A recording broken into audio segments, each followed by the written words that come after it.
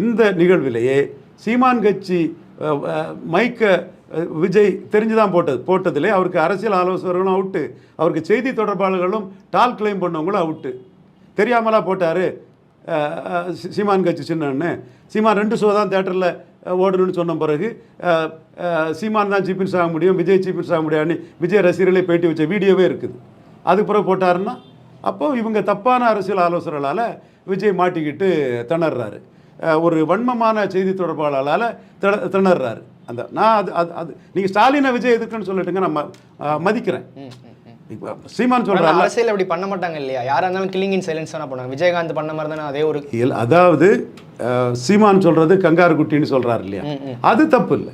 Okay, நீ ஒரு ஆளே இல்லை, நீங்கள்லாம் ஒரு ஆளே இல்லை உதயநிதி ஸ்டாலின், உங்கள் அப்பாவோட கருணையில் you're at the mercy of mister MK Stalin சொல்கிறல தப்பு இல்லை. அது நீங்கள் சொல்கிற ஒரு குதர்க்கமான ஒரு இது இருக்குது, அது தப்புங்கிறது தான் திரும்ப திரும்ப ஒரு மனித நேயத்தோட ஒரு நாகரிக உணர்வோடு நான் பேசிகிட்டு இருக்கேன். தப்பு அது.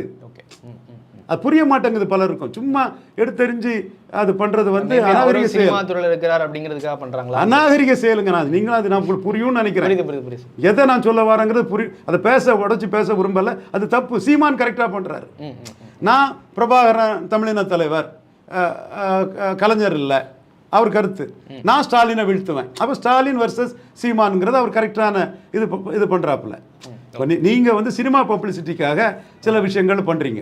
அதைத்தான் நம்ம வந்து அந்த செய்தி தொடர்பாளர் இன்னைக்கு மைக் படத்தை போட்டு சீமானுக்கு சபார்டினேட் மாதிரி விஜய் நின்னதும் இப்போ உங்களுக்கு நீங்கள் பேசின டால் கிளைம், பேசின பேச்சு எல்லாமே உங்களுக்கு விஜய்க்கு என்ன சம்மந்தம் இருக்குது, விஜய்க்கு நடவடிக்கைக்கும் உங்களுக்கு என்ன சம்மந்தம் இருக்குங்கிறதே ஆகிப்போச்சு இல்லையா. இது நாம் மீண்டும் மீண்டும் சொல்கிறேன்னா 24 ஒரு களத்துக்குள்ளே வந்திருக்கணும். அது நல்ல களம், ஸ்டாலினுக்கு போட்டி இல்லாத களம். ஸ்டாலின் கூட்டணி இன்டாக்டாக இருந்தது, கமல்ஹாசன் கூடுதலாக ஆதரித்தார், அதிகார பலம் இருந்தது, எதிர்ப்பே ஸ்டாலினுக்கு இல்லாத ஒரு களம். அதில் விஜய் வந்தாருன்னா நல்ல ஒரு டைமிங்கிறத நம்ம சொன்னோம். விஜய் தான் முடிவு பண்ணணும். பட்டு அவருக்கு ஆலோசகர்கள் செய்தி தொடர்பாளெலாம் சொதப்பி வச்சு விஜய் வந்து சீமானுக்கு சபார்டினேட்டுங்கிற மாதிரி ஒரு இடத்துக்குள்ளே கொண்டு நிறுத்திட்டாங்க. இதில் இன்னொரு பார்வை என்னென்னா, கோர்ட் படத்துக்கு இது லாபம் தான், கோர்ட்டுக்கு ஒரு பப்ளிசிட்டி. இனிமேல் வந்து விஜய் எடுக்கக்கூடிய ஓட்டு உதயநிதி ஸ்டாலினுக்கு எதிரான ஓட்டை எடுத்து உதயநிதி ஸ்டாலினுக்கு அனுகூல சத்துருவாட்டு ஓட்டை தனிச்சு நின்னாருன்னா அனுகூல சத்துருவாட்டு உதயநிதி ஸ்டாலினுக்கு இன்டெரக்டாக நன்மை செய்யக்கூடிய ஒரு எதிரியாட்டு ஓட்டை பிரித்து உதயநிதி ஸ்டாலினை விஜய் வந்து எம்பவர் பண்ணார். அதான் ஸ்டாலினை எம்பவர் பண்ணுறாரு. அதோட ஒரு ரிஃப்ளெக்ஷன் நாட்டு உதயநிதி ஸ்டாலின் உள்ளே இருக்கிறார். உதயநிதி ஸ்டாலினுக்கு அமைப்பை எம்பவர் பண்ணுறாரு.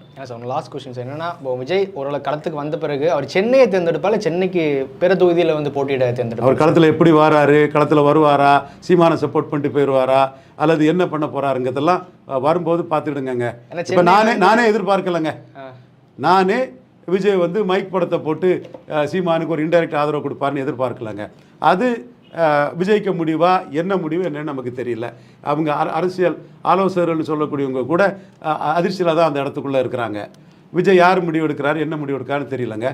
பட் அவருக்கு வந்து சினிமாவுக்கு இதெல்லாம் லாபம் தான், அது சினிமாவுக்கு கெயின் தான். இன்னைக்கு அவருக்கு இந்த கில்லி படமே நிறைய தேட்டர், நிறைய வசூல், அதெல்லாம் எல்லாமே சொல்கிறாங்க. அது அவருக்கு அந்த ரசிகர் பலத்தில் கில்லி 200 தேட்டருக்கு மேலே போய் பழைய படங்கள்லே அதிக வசூல் பெற்ற படம்னு கூட சொல்கிறாங்க. பில்லாவுக்கு அந்த கில்லி வசூல் வரலன்னு கூட தகவல்கள் வருது. இருக்கலாம், அது வந்து அவருக்கு கெயின் தான். பட் அரசியல் ரீதியாக அவர் சீமானுக்கு சபார்டினேட்டாக போவாருன்னு வானத்துக்கும் பூமிக்கும் குதித்த அவருக்கு அரசியல் விமர்சகர்களே, இப்போ அவருக்கு அரசியல் செய்தி தொடர்பாளர்களே, ஆலோசகர்களே இப்போ வந்து ஷாக் ஆகி நிற்பாங்க. உண்மை, விஜய் முடிவு விஜய் தான் எடுக்க முடியும். இந்த செய்தி தொடர்பாளர்னு சொல்லுவாங்க, வன்மம் கக்காமல் விஜய் பார்த்துட்டாருன்னா விஜய்க்கு நல்லதாக இருக்குங்கிற நம்ம கருத்து. ஓகே சார், பல்வேறு மிக்க நன்றி சார். நன்றி.